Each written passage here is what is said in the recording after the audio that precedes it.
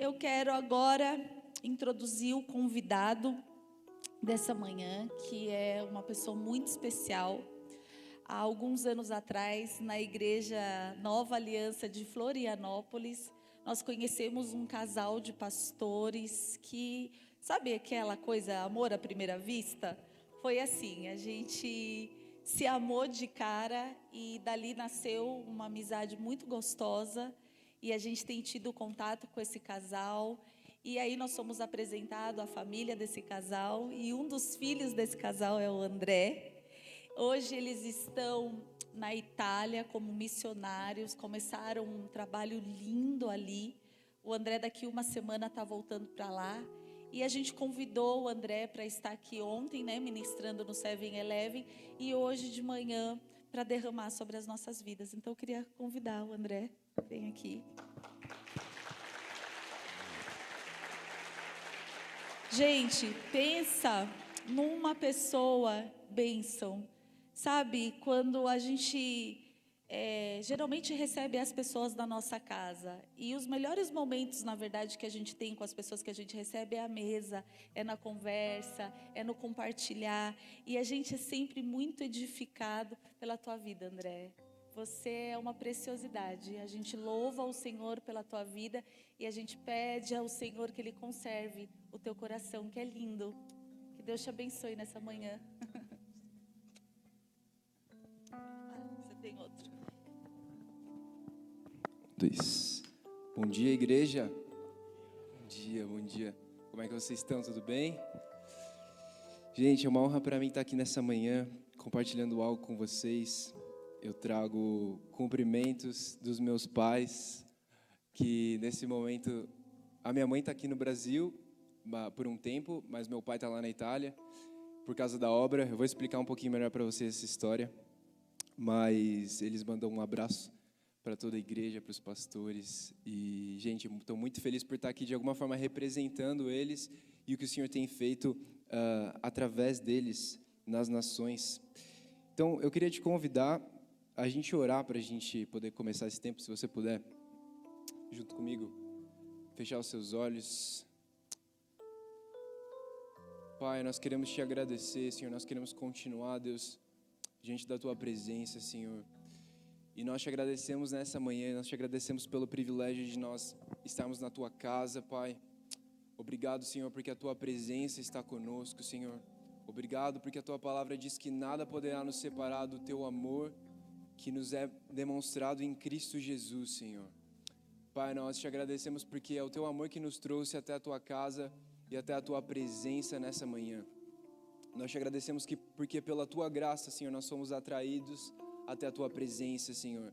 E por causa do teu sangue, Jesus, que nós glorificamos nessa manhã, Senhor, nós podemos nos achegar com confiança diante do trono da tua graça, Senhor.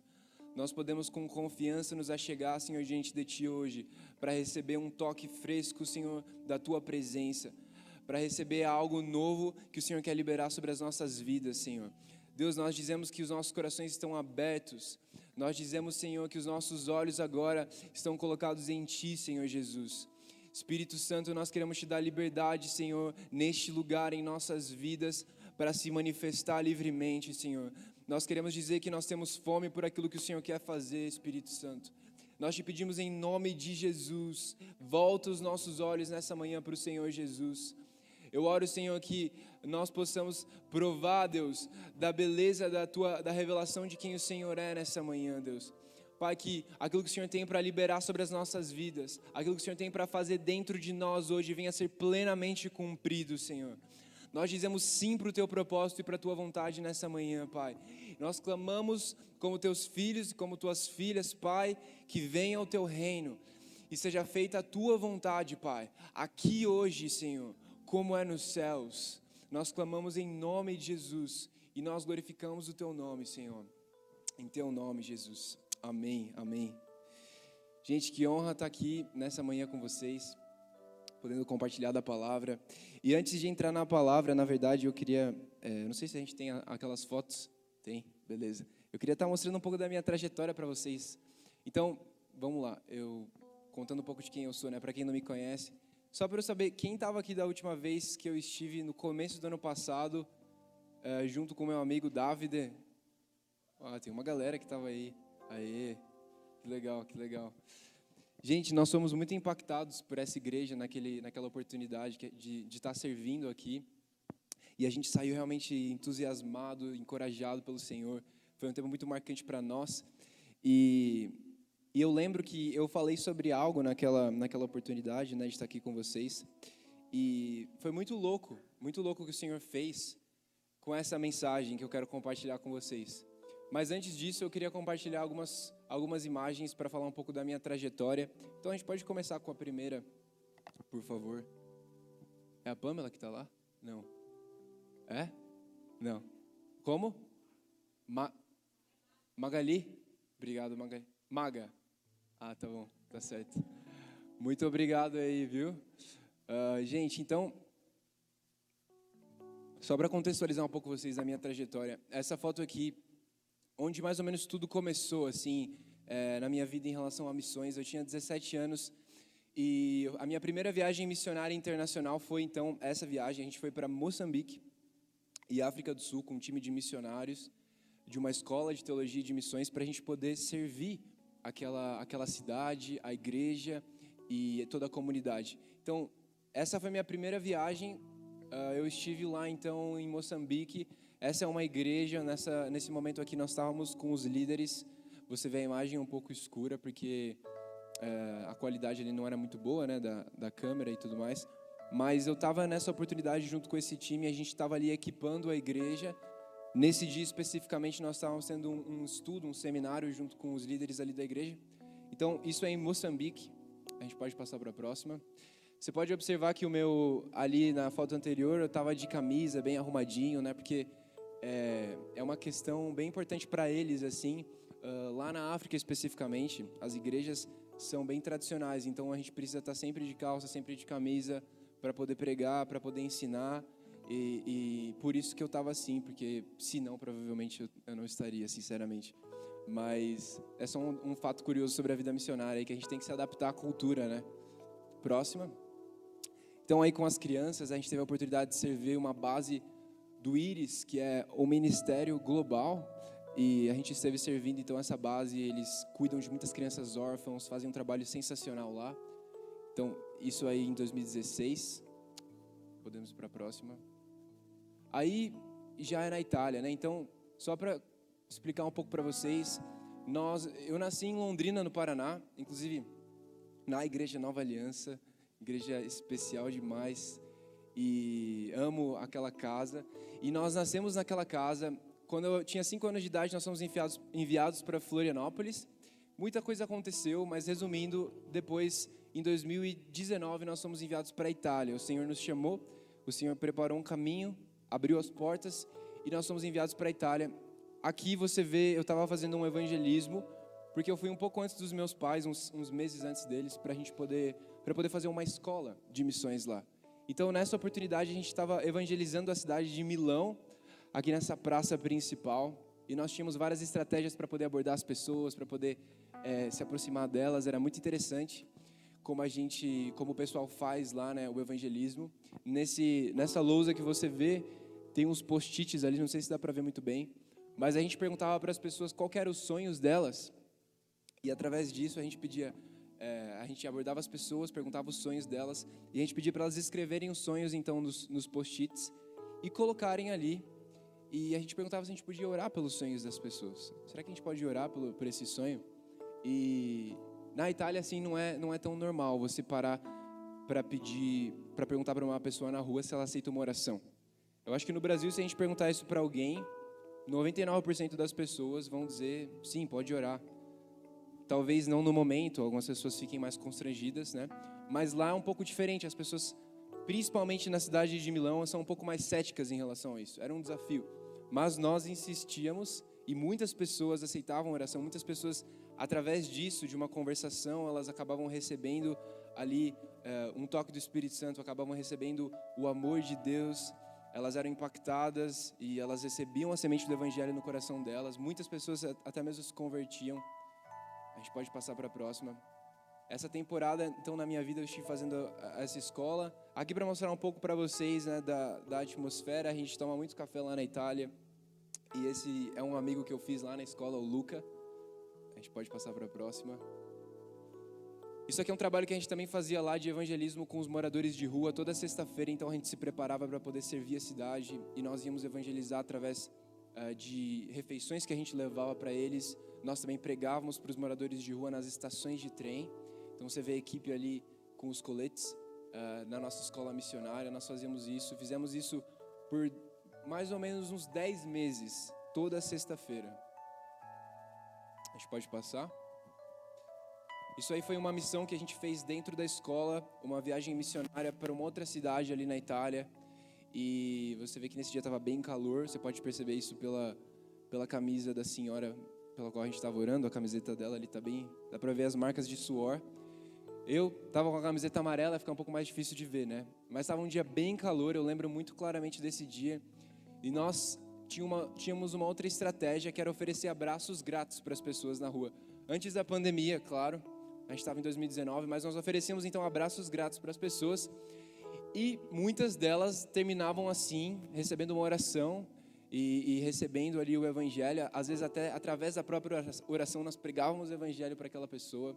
Então essa senhora estava recebendo uma oração naquele momento. Eu estava ali com uma amiga minha da nossa equipe. A gente pode passar para a próxima. Isso aí é um pouco escuro essa foto, mas a gente estava em um evangelismo que nós fazemos através de espetáculos de arte também lá na Itália. Nós fizemos então esse evangelismo. As pessoas nas praças, né, se achegavam para poder ver esse espetáculo e após isso nós pregávamos para elas também. Nós falávamos de Jesus para elas. Então aí estava a equipe ali atrás. Esse dia já estava um pouco mais frio. A gente pode passar para a próxima. Aí é mais uma outra cidade na Itália. Nós estávamos ali fazendo essa mesma estratégia dos sonhos e intercessão e orando pelas pessoas. E é realmente uma experiência incrível. E a gente poder ver como as pessoas são diferentes também em relação ao Brasil, né? Nós experimentamos muito desse confronto cultural e até mesmo espiritualmente falando. A gente pode passar para a próxima. Queria mostrar um pouco desse contexto para vocês. Aqui, então, depois que eu terminei essa escola, meus pais, alguns meses depois, eles foram enviados, então, para poder começar uma igreja, plantar uma igreja lá na Itália. E essa aqui é uma das primeiras reuniões que a gente teve lá em Bergamo, na Itália. Você vê, pessoal, a gente estava dentro de uma casa, que não era nem a casa de ninguém. Na verdade, isso aqui era tipo um Airbnb que alguém tinha alugado por um período ali inicial, todo o período de transição. Foi uma equipe de missionários junto com a gente, pessoas que deixaram tudo, literalmente empregos em bancos, família, tudo para trás, porque receberam um chamado do Senhor para poderem ir para aquela nação, lá para a Itália, e começarem então a igreja. E algumas pessoas, então os primeiros aí, os pioneiros estão representados nessa foto. A gente estava dentro de casa tendo um culto de domingo nessa foto. A gente pode passar para a próxima. Aqui é um pouco de como foi durante a pandemia. Nós fizemos então transmissões online da sala da nossa casa e foi uma época difícil, mas foi uma época de muito crescimento e de muito amadurecimento para a gente. A gente pode passar para a próxima. Assim é como a igreja em Bergamo está hoje. Então a gente acabou de entrar num local que nós temos agora como, né, ao longo desses últimos quase 3 anos, nós fizemos cultos em praças, fizemos cultos em diversos locais, em salas de hotel. Nós tivemos cultos em locais que nós alugávamos por fim de semana, por domingo, né? Mas aqui já é no local que a gente está hoje, que pela graça de Deus já é um local que nós podemos usar todos os dias. Então o Senhor tem feito algo lá em Bergamo, na Itália, e a igreja tem crescido pela graça de Deus. Acho que tem mais uma foto da igreja de Bergamo. Sim, a igreja como está hoje. Essa é uma foto recente. Glória a Deus pelo que Ele tem feito. Amém. A gente pode passar para a próxima. Isso aqui é aqui em Floripa. Então meus pais, no meio de tudo isso, acabaram começando uma outra igreja em Floripa.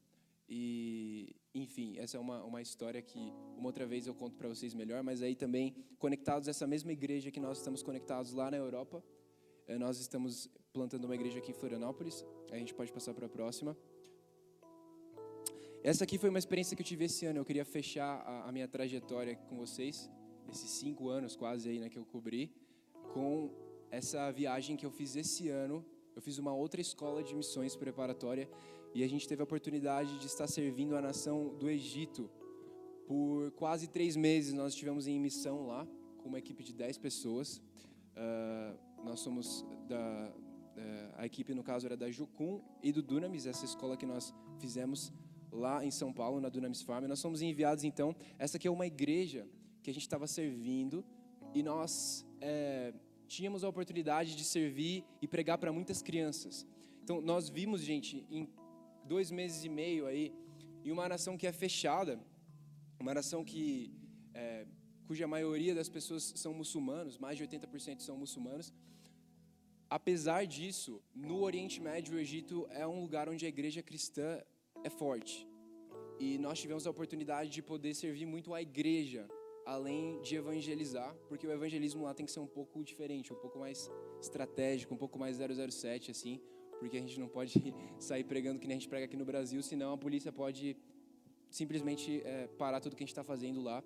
As leis são um pouco diferentes, né? Mas a gente, então, teve a oportunidade. O Egito é um dos países, assim, onde a perseguição não é tão intensa, assim, é um pouco mais velada. A gente pode ter cultos em igrejas e convidar as pessoas e pregar para as pessoas se elas estiverem dentro da igreja. Pregar na rua já é diferente. Mas aqui a gente tinha a oportunidade de pregar para muita gente que vinha para a igreja. E nós vimos mais de 2.000 pessoas sendo salvas nesses 2 meses e meio, mais ou menos.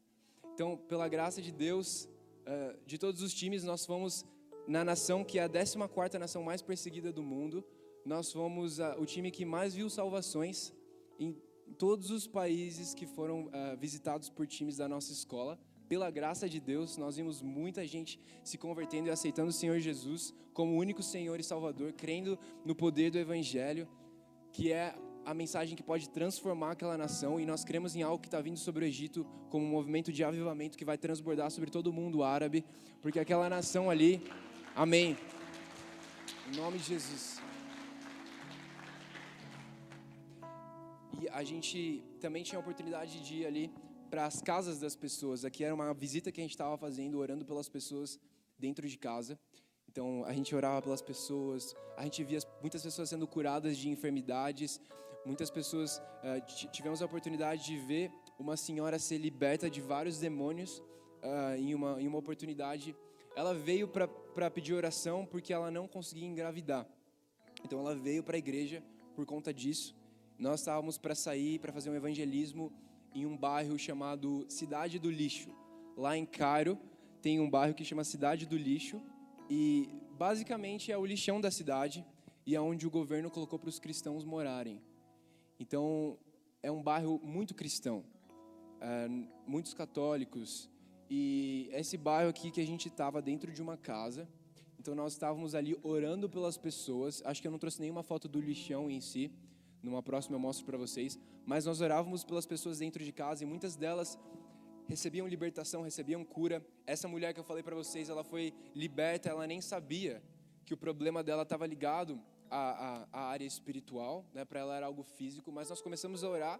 Então, quando nós começamos a impor as mãos e orar por ela ali pela cura do ventre dela, ela começou a manifestar um demônio, né? Começou a ter uma manifestação demoníaca. Então a gente começou a repreender aquilo e nós tivemos a oportunidade de ver ela ser liberta na nossa frente. E a gente entende que aquilo é um processo que começou na vida dela, porque nós também explicamos para ela teologicamente, na palavra, como que aquilo estava acontecendo com ela, por que aquilo estava acontecendo. E a gente teve a oportunidade de ver, então, não só ela ser liberta ali de forma espiritual, mas também na mente dela, algo que o Senhor estava fazendo, uma mudança de mentalidade. E tem uma história muito louca relacionada a isso, mas acho que eu não vou contar dessa vez, uma próxima eu conto para vocês. Vamos para a próxima, senão eu vou ficar aqui falando só sobre as viagens. Aqui, gente, eu tive a oportunidade de andar de camelo lá no Egito, foi incrível esse dia. Deus é muito bom, a gente teve a oportunidade de visitar as pirâmides, foi uma experiência incrível. A gente pode passar para a próxima. Aqui em mais uma igreja, nas vilas lá do Egito. Então, nós vimos um povo muito sedento, muito faminto mesmo pela palavra, por Jesus. Podemos passar para a próxima. Aqui é um pouco do café da manhã que a gente tinha lá no Egito. Você percebe que tem ali umas frituras, né? Eles comem de manhã bem pesado, a gente teve que se adaptar, porque é praticamente um almoço. Aí podemos passar para a próxima. Mais uma igreja, um trabalho com crianças. Então nós vimos igrejas cheias de crianças ali, que estavam para receber algo realmente do Senhor, que estavam ali para poder receber algo da parte dos céus. E nós tivemos a oportunidade de ministrar através de várias atividades artísticas também. Eu não sei se tem mais nenhuma foto, se terminou. Tem o vídeo? Mostra o vídeo, por favor, para mim. Quero mostrar um pouco da realidade para vocês, das vilas lá no Egito, um pouco da miséria que a gente viu.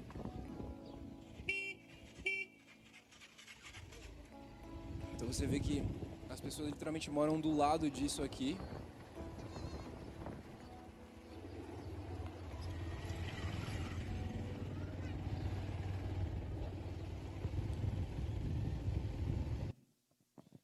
Eu fiz esse vídeo porque eu simplesmente, quando eu vi essa realidade, eu não consegui não fazer nada sobre isso. Eu precisava mostrar isso, porque é realmente muito forte, muito impactante. A miséria e a situação que aquelas pessoas vivem. São pessoas reais. E a gente teve a oportunidade de servir aquelas pessoas, de entregar algo que a gente entende que tem o poder, sim, de dar esperança e de transformar aquela nação, começando por aquelas pessoas. Então, foi uma experiência muito impactante para a gente poder ver essa realidade. E eu acredito que o que o Senhor tem feito nas nações, um mover global tem acontecido. Eu queria falar um pouco sobre isso nessa manhã. E, na verdade, gente, eu estava me lembrando da última vez que eu vim para cá, no começo do ano passado, e eu falei sobre um texto que eu queria pedir para você abrir comigo, Joel capítulo 2. A gente vai retomar um pouco dessa mensagem, que eu me lembro que quando eu vim com o David aqui, eu falei sobre isso porque o Senhor estava realmente colocando no meu coração de forma muito forte, em todas as igrejas que a gente visitou naqueles dias que a gente esteve aqui. Eu lembro que a única coisa que o Espírito Santo colocava no meu coração era isso, que eu vou compartilhar agora com vocês. Era essa mensagem que estava queimando dentro de mim para todas as igrejas que a gente foi visitar, para todas as igrejas que a gente foi servir. E a coisa mais louca é que a gente teve a oportunidade de ver essa palavra profética se concretizando no ano de 2020, no ano de 2021. Eu vou te explicar um pouco mais o que isso quer dizer. Vamos ler o texto primeiro, então, de Joel capítulo 2. Lá no versículo 12, esse aqui é um texto profético. Joel está lá no Velho Testamento. Os profetas menores, um pouco difícil de achar. Se você tem o celular, é mais fácil. Quem aí achou? Dá um glória a Deus. Amém, gente. Bom, então eu queria ler alguns versículos com você. Vamos começar pelo 12 e 13, que diz assim: é um chamado ao arrependimento para a nação de Israel. Versículo 12: por isso o Senhor diz: voltem para mim de todo o coração, venham a mim com jejum, choro e lamento. Não rasguem as roupas em sinal de tristeza, mas rasguem o coração. Voltem para o Senhor, o seu Deus, pois Ele é misericordioso e compassivo, lento para se irar e cheio de amor. Ele está sempre pronto a voltar atrás e não castigar. Agora eu queria pular com você lá para o versículo 18 e 19.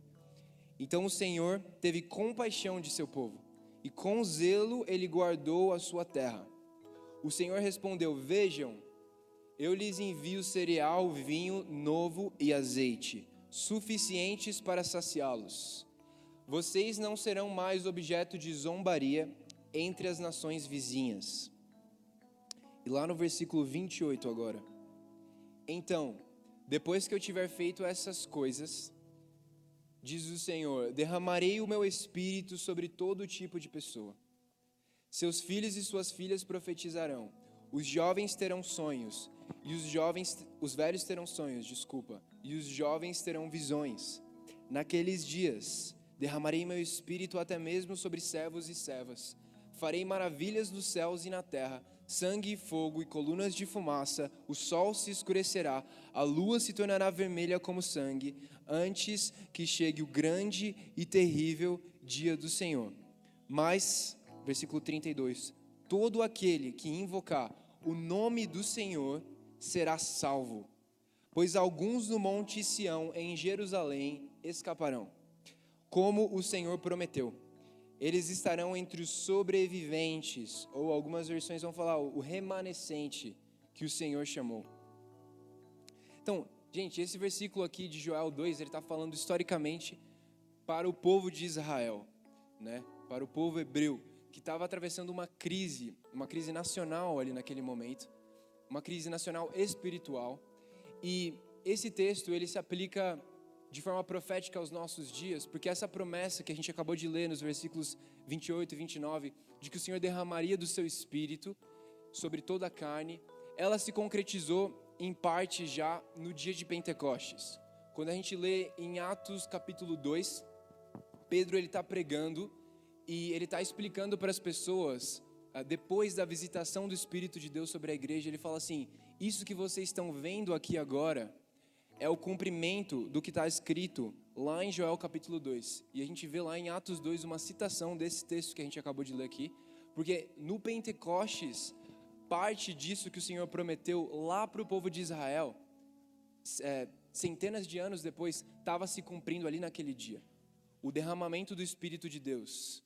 No Velho Testamento, o Espírito Santo ele investia pessoas específicas e ele visitava pessoas específicas para tarefas específicas. Mas depois do que o Senhor Jesus fez na cruz, nos dando acesso ao Pai, então ele deixou o Espírito Santo como essa promessa e como esse selo de propriedade de que nós pertencemos a Ele através da fé. E o Espírito Santo hoje ele habita dentro de nós. O Espírito Santo, a todo aquele que invoca o nome do Senhor e que crê no nome do Senhor Jesus como Salvador suficiente e como Senhor suficiente da sua vida, recebe então o Espírito Santo não apenas numa experiência de visitação, mas aqui a gente está falando de uma experiência de habitação, onde o Espírito Santo ele passa a morar em todo aquele que confessa o nome do Senhor Jesus como Senhor e crê nisso no seu coração. Agora, essa promessa, ela se cumpre em parte no dia de Pentecostes, porque o derramamento do Espírito, sobre o que Joel está falando aqui, não é sobre algo que a gente está esperando externamente.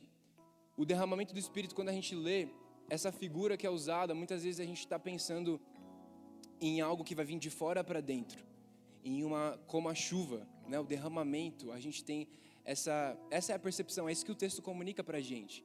Mas na verdade, o Joel está falando aqui sobre um derramamento que tem a ver, sim, com uma ação soberana de Deus.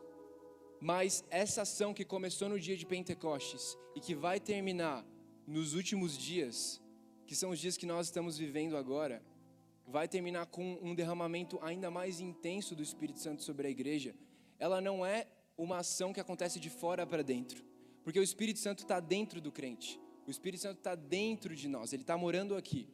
Então, o derramamento, na verdade, nada mais é do que uma intensificação da presença manifesta e do ministério do Espírito Santo dentro de nós.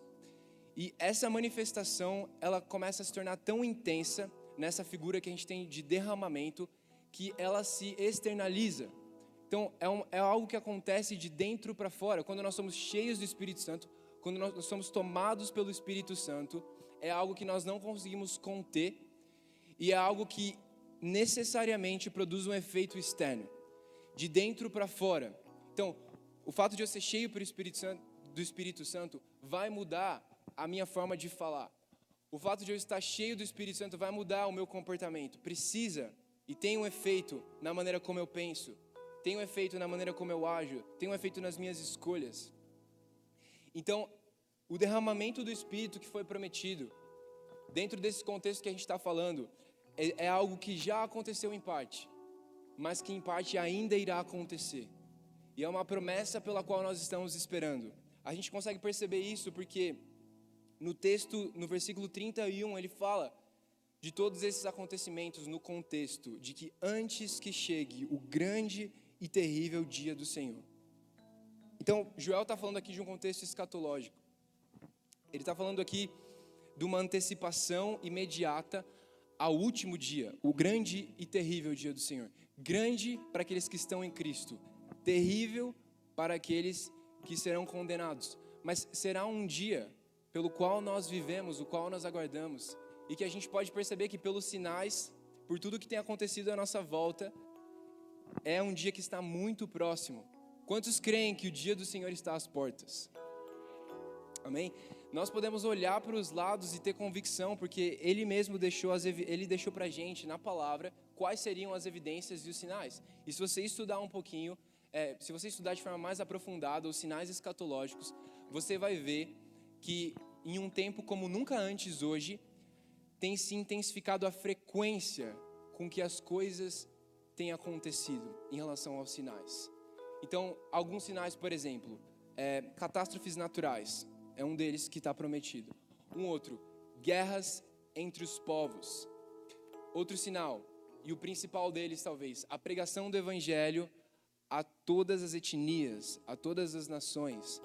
Então, os estudiosos da escatologia, eu não sou um estudioso da escatologia, por mais que eu me interesse por esse assunto, mas eu ouvindo estudiosos falarem sobre isso, eles disseram que, de fato, uma grande porcentagem dos sinais, e como nunca antes na história, hoje, eles têm se intensificado na frequência.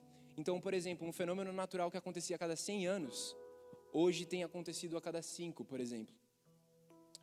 Então, são fenômenos naturais, são fenômenos sociais, são fenômenos de diversas naturezas que têm se intensificado e todos eles apontam para algo. Apontam para um sistema que está falido, apontam para um mundo.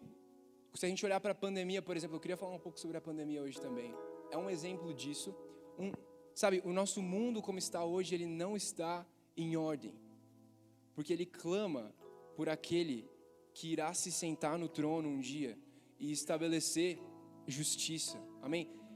A palavra de Deus diz, bem-aventurados os que têm fome e sede de justiça. Nós precisamos ser esses que antecipam e que esperam pelo dia do Senhor.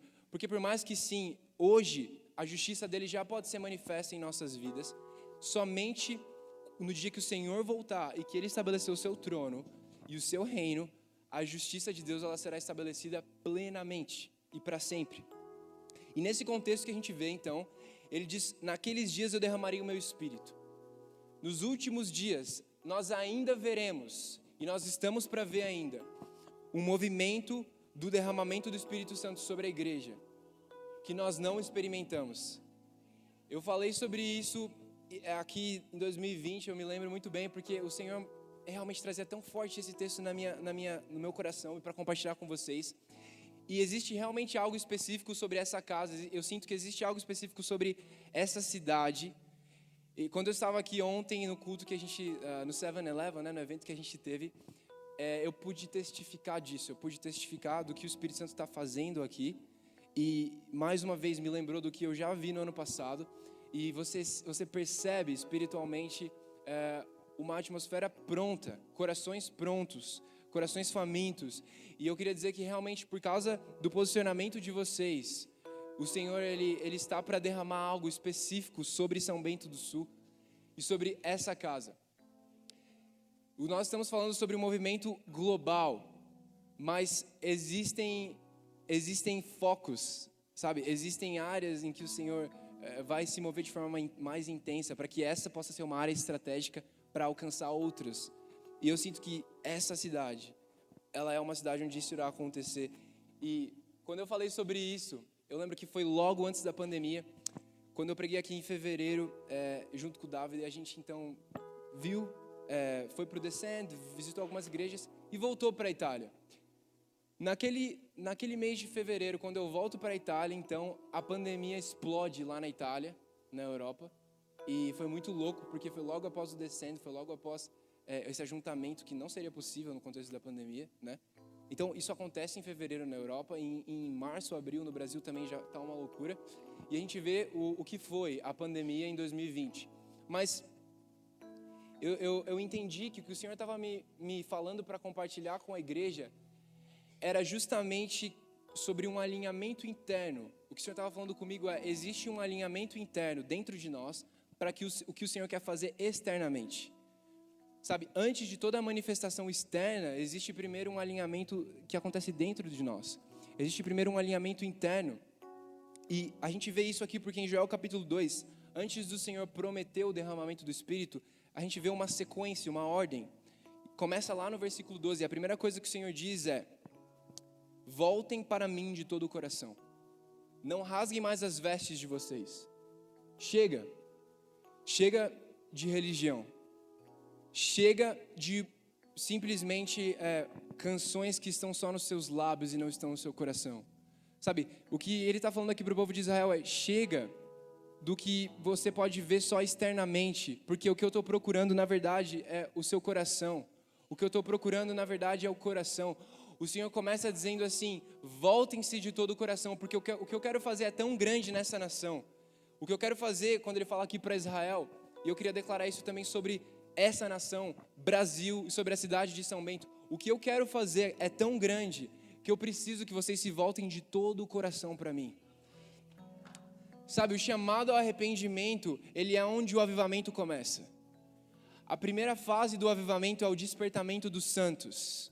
A primeira fase, o avivamento começa dentro da igreja. Ele não começa em uma praça, ele não começa com as salvações das pessoas, ele não começa com o movimento missionário, ele começa dentro da igreja, que somos nós. A primeira fase do avivamento é o despertamento dos santos. E esse despertamento fala sobre um retorno ao primeiro amor. Porque antes da manifestação externa, existe um alinhamento interno que precisa acontecer. Então o Senhor, ele diz isso. E eu queria falar com você sobre isso. A ordem do que acontece aqui. Primeira, a ordem dos acontecimentos. Número 1, a dor. A gente vê que o povo de Israel estava atravessando um período difícil. A gente vê que a nação estava em crise. A gente vê, se você for ler ali o contexto, era esse o momento que estava acontecendo. E fazendo um paralelo com o que a gente tem experimentado nos últimos 2 anos, eu acredito que só você sabe o quanto esse fenômeno da pandemia, ele afetou a sua vida, a sua casa, ele afetou, de certa forma, o que você tem vivido. Mas eu entendo que esse acontecimento, por mais cruel e trágico que tenha sido, o que tem acontecido, as mortes, a doença, ele é justamente na agenda de Deus, na permissão de Deus, uma janela para o arrependimento. O que eu sinto que nós estamos vivendo é uma janela de Deus através da dor, para que nós possamos como nunca antes nos aproximarmos dele. E para que nós possamos como nunca antes cumprimos com esse chamado, respondemos esse chamado de Joel 2, versículo 12. Voltem-se de todo o coração. Sabe, existe uma oportunidade, tanto para nós como igreja, quanto para o mundo, através da dor, através da dificuldade, para que nós possamos nos aproximar do Senhor. Então, a ordem do que acontece, a primeira coisa é a dor. O segundo ponto que a gente vê, o que está acontecendo, é o arrependimento. A resposta da nação de Israel, então, para aquilo, a resposta que a gente precisa ter diante desse contexto, aquela resposta que o povo de Israel precisava ter diante de toda aquela dor, diante de tudo que estava acontecendo, as trevas que cobriam aquela nação, o pecado, a apostasia de Israel, a resposta certa para aquilo era uma palavra: arrependimento. E eu sinto que é justamente a mesma coisa que o Senhor está nos chamando para fazer. A janela de oportunidade, a janela profética que nós estamos vivendo hoje, ela tem a ver com isso. A dor, ela nos conduz para esse lugar. A dor, ela tem o poder de provocar quebrantamento nos nossos corações. A dor, ela tem esse potencial de voltarmos os nossos olhos para aquilo que realmente importa, se nós absorvemos a dor de forma certa. Eu não estou falando que é confortável, eu não estou falando que é fácil, mas eu estou falando que Deus tem um propósito para todas as coisas. E Deus tem um propósito para a dor, Deus tem um propósito para a dificuldade, Deus tem um propósito para que nós experimentamos os últimos 2 anos. Ele nunca saiu do controle da história. Sabe, não que o vírus tenha sido criado ou gerado por Deus como sua iniciativa, mas que de fato em nenhum momento as rédeas da história saíram do controle dele. Isso eu posso afirmar. E eu posso afirmar que ele, mais do que isso, ele está usando todo esse caos que nós vimos e estamos vindo, ele está usando isso para produzir algo dentro de nós, para encontrar uma igreja que vai se encontrar madura, que vai ser, através da tribulação, aperfeiçoada, purificada, para que nós estejamos prontos para o dia que ele vir nos buscar, então, para estar com ele eternamente. Você crê nisso? Então, a gente vê a dor como uma estratégia de Deus aqui. E a resposta que nós precisamos ter, então, é arrependimento que nós falamos. E então, só aí, depois do que acontece, a gente vê a promessa de Deus. Após isso, o que acontece depois? Eu derramarei do meu espírito. Após isso, o que acontece? Eu vou dar para vocês vinho novo e cereal que vão satisfazer vocês. A promessa do derramamento do Espírito Santo, ela tem a ver com abundância, ela tem a ver com vida, ela tem a ver com satisfação. E como nós falamos, eu queria dar alguns pontos para a gente construir algo aqui, para a gente ir caminhando para a conclusão. O despertar dos santos, o despertar da igreja ao primeiro amor, é a marca de que o Senhor ele está conduzindo a igreja para um avivamento. Quando o Senhor quer começar um avivamento, quando o Senhor quer produzir algo que vai impactar a história e que vai produzir colheita para o reino de Deus, ele sempre começa despertando os santos, ele sempre começa despertando as pessoas que estão em Cristo. E eu queria falar com você sobre 4 pontos que caracterizam um avivamento, então, porque eu sinto que é isso que nós estamos para viver, amém? É isso que nós estamos para viver aqui, é isso que nós estamos para viver na nossa nação. Nós já temos visto isso, mas ainda há uma porção que nós não experimentamos do movimento do Espírito Santo, do agir do Espírito Santo. E nós estamos para viver isso. Mas como então nós nos preparamos? Como nos preparar frente a tudo isso? O que nós deveríamos fazer? E a gente vê que o avivamento, então, eu quero falar de 4 características rapidamente com você. A primeira delas, o avivamento começa com arrependimento. Foi o que nós acabamos de falar. O avivamento começa dentro do nosso coração. Então, o avivamento começa com arrependimento. Lá em Apocalipse 2, eu queria ler rapidinho com você, eu vou só passar. Você não precisa abrir, se você não quiser. Mas eu vou ler bem rapidinho ali, Apocalipse 2. A gente vê dos versículos 2 ao 5, que o Senhor Jesus está dizendo assim para uma igreja. Eu sei de tudo o que você faz. Eu vi o seu trabalho árduo e a sua perseverança. Eu sei que você não tolera os perversos, examinou as pretensões dos que se dizem apóstolos, mas não são. Descobriu que eles são mentirosos, sofreu por meu nome com paciência, sem desistir. Contudo, eu tenho contra você uma queixa. Você abandonou o amor que tinha no princípio. Veja até onde você caiu. Arrependa-se e volte a praticar as obras que no início você praticava. Do contrário, eu virei até você e tirarei o seu candelabro do seu lugar entre as igrejas. Então, a gente vê aqui que o que o Senhor está falando para nós, Ele está falando aqui a igreja de Éfeso, mas nós podemos tomar essa palavra para nós nessa manhã. É um chamado ao arrependimento, é um chamado ao primeiro amor. Ele fala assim, volta para onde você começou. O arrependimento não é só, Senhor Deus, me perdoa, eu vou parar. Mas ele é, Senhor, eu entendo que não é esse o caminho que o Senhor tem para mim. E a minha posição diante do meu pecado, diante da minha mornidão, diante da minha mediocridade, diante da minha religiosidade, diante da minha vida em que eu tenho colocado o Senhor em 2º, 3º ou 4º lugar e não no primeiro. A minha posição diante disso, Senhor, não é somente reconhecer, mas é me voltar 180 graus, porque eu sei que existe um caminho melhor, existe um caminho que o Senhor preparou, existe um caminho para mim, esse caminho se chama Jesus, e esse caminho chamado Jesus Cristo, ele só pode ser vivido a partir de uma entrega total, amém?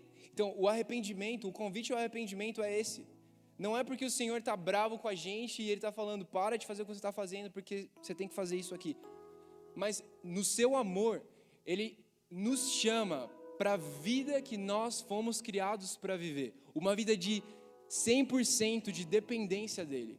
Uma vida de uma entrega que não é 50%, mas que é 100%. E o nosso amor pelo Senhor Jesus, ele é alimentado pela nossa entrega.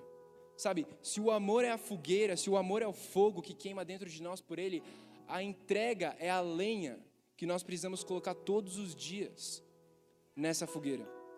Na medida que nós entregamos, essa é a medida que nós amaremos o Senhor, diariamente. E essa é a medida em que o Senhor irá nos usar para aquilo que Ele quer fazer. Porque quando nós damos 100%, o Senhor vai pegar 100% e Ele vai usar aquele 100%. O avivamento começa então com arrependimento. Sabe, a convicção de pecado, a convicção da nossa mornidão, a convicção da nossa frieza, ela precisa atingir os nossos corações. Isso começa dentro da casa de Deus. A segunda característica sobre o avivamento é que ele começa com entrega total, como eu acabei de falar. E a gente vê que o combustível do amor então é a entrega. A gente tem que ter lenha todo dia para a gente poder queimar. Deus se usa de um remanescente. Aqui em Joel a gente vê isso. O Senhor, ele escolhe um remanescente. E isso acontece várias vezes na história, porque o Senhor, ele usa de um pequeno remanescente, daqueles que escolheram se entregar, como lá em Israel a gente vê os 7.000 que não se prostraram diante de Baal. Os 7.000 profetas que eles não se corromperam como os outros profetas haviam se corrompido. Então o Senhor, ele sempre separa para si um remanescente. Essa é a promessa dele. Sabe, existe sim, dentro desse movimento que a gente está falando de avivamento que vai acontecer, uma colheita global que nós ainda veremos, sem precedentes. E não sou eu que estou falando, é a palavra de Deus. Nós ainda vamos ver, antes do grande e terrível dia do Senhor, algo que nossos olhos nunca viram. Amém? Nós precisamos nos empolgar por isso. Mas é fato também que já tem acontecido e vai se intensificar, não só uma grande entrada de almas para o reino de Deus, mas também uma grande apostasia. A nós foi prometido tempos que não serão fáceis. É justamente por isso que nós precisamos começar a alinhar o nosso coração agora, porque se nós queremos estar prontos para o que o Senhor quer fazer e para aquilo que nós iremos experimentar, nós precisamos começar a nos alinhar com os céus nesse momento. O nosso coração precisa estar pronto para aquilo que o Senhor quer fazer. E o avivamento, então, ele tem essa característica de começar com uma entrega total. O Senhor, ele encontra homens, mulheres, pessoas que escolheram dar tudo, assim como Ele deu tudo por nós. Ele se usa de um remanescente para poder escrever a história. O que o Senhor quer fazer na sua geração, começa com você. Eu preciso te lembrar dessa verdade. O que o Senhor quer fazer na sua vida é algo que não vai se limitar à sua vida. Porque o que Ele quer fazer na sua geração, o que Ele quer fazer na sua família, o que Ele quer fazer na sua escola, no seu trabalho, na sua universidade, começa dentro de você. Sabe, o potencial que existe é uma pessoa que entende para aquilo que ela nasceu para fazer. O potencial que existe, a entrega total. O potencial que existe em um deixar-se dominar pelo Espírito de Deus. É algo que nós ainda iremos experimentar, eu creio. E a terceira característica é que o avivamento, ele começa com santidade ao Senhor. João 14, 23 e 24 vai dizer assim: o Senhor Jesus disse: quem me ama, faz o que eu ordeno. O meu Pai o amará, e nós viremos para morar nele. Quem não me ama, não me obedece. E lembre-se, essas palavras não são minhas, elas vêm do Pai que me enviou. Então, se o combustível do amor é a entrega, nós falamos isso aqui, o combustível da obediência é o amor. Então, isso é uma cadeia. Se nós nos entregarmos, se nós nos colocarmos para queimar todos os dias, nós iremos experimentar esse amor dentro de nós, pelo Senhor. E o que o amor pelo Senhor nos leva a fazer? A obedecer a sua palavra, a nos comprometermos com seus mandamentos, a uma vida de santidade, a uma vida de consagração que diz: 100% do que eu sou pertence ao Senhor, sabe? Por isso a minha vida, o meu estilo de vida não pode ser da mesma forma como eu vivia antes. Eu preciso estar caminhando em glória constante, eu preciso estar caminhando em santificação, porque o Senhor, Ele está procurando, como a gente falou, por um remanescente separado, por um remanescente que escolhe se separar, escolhe então se colocar diante de um lugar de entrega total, para que através da ação do Espírito de Deus, a gente possa experimentar a santidade. E a gente possa experimentar através da santidade, então, uma manifestação mais intensa da presença de Deus. Então o avivamento começa com santidade, ele só acontece através da santidade ao Senhor. E a última característica é que o avivamento começa permanecendo na presença. Permanecendo no Senhor. João 15:4 diz, o Senhor Jesus diz aos discípulos, mais uma vez, e a gente pode tomar essas palavras para nós: permaneçam em mim, e eu permanecerei em vocês. Pois assim como um ramo não pode produzir frutos se ele não estiver na videira, vocês não poderão produzir frutos, a menos que permaneçam em mim. Muitas vezes o que a gente vai precisar fazer é só continuar. Muitas vezes o que a gente vai precisar fazer é simplesmente permanecer. É simplesmente perseverar. É simplesmente continuar na presença. É simplesmente continuar caminhando naquilo que o Senhor já nos disse. É simplesmente continuar em entrega. Porque o que Ele vai fazer começa nessa nossa permanência na presença de Deus. Gostaria de orar com você nessa noite. Se a gente puder, nesse momento, se colocar de pé.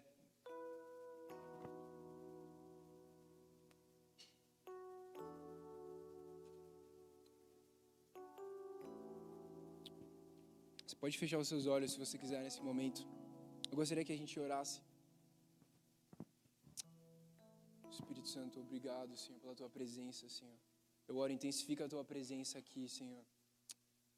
Deus, em nome de Jesus. Em nome de Jesus, intensifica, Espírito Santo, a Tua presença.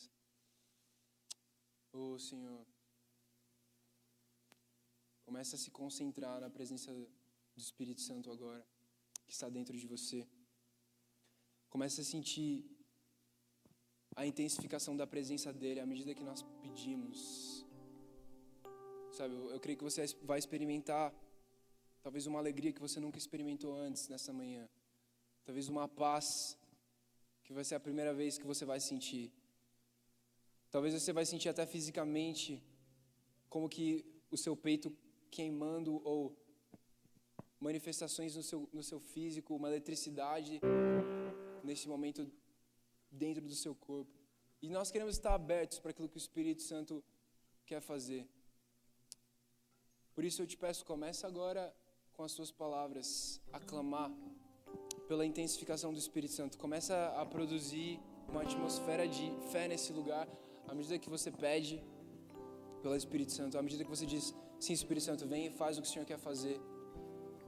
Senhor, eu entendo que o Senhor me chamou e me escolheu para um tempo como este, Senhor. Eu entendo que o que o Senhor quer fazer começa dentro do meu coração, o avivamento começa dentro do meu coração. Começa a dizer isso para Ele, Senhor. Que o Senhor possa me encontrar como disponível. Que o Senhor possa me encontrar, Senhor, como alguém com quem o Senhor vai poder contar nessa temporada da história. Que o Senhor venha me encontrar como alguém que entende, Senhor, que a realidade da eternidade é para ser vivida hoje. Que existe algo que realmente importa. Começa a dizer para Ele, Espírito Santo, vem, Senhor, me encher nessa manhã. Eu preciso de um toque fresco da Tua presença. Comece a receber o toque do Espírito Santo no seu lugar. À medida que você se abre, à medida que você começa a clamar, sabe, receba o toque do Espírito Santo, receba a capacitação sobrenatural do Espírito Santo nessa manhã. Receba o convite do Espírito Santo no seu coração, as suas promessas. Em nome de Jesus, eu oro, Espírito Santo, que o Senhor venha tocar os meus irmãos nessa manhã, Senhor. Que o Senhor venha nos visitar nessa manhã, Senhor.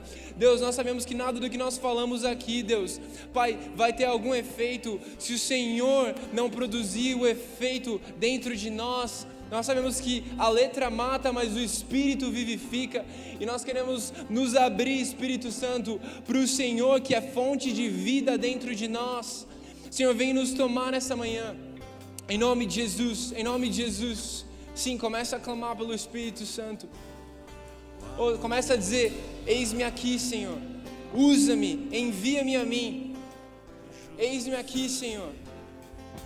Em nome de Jesus, em nome de Jesus.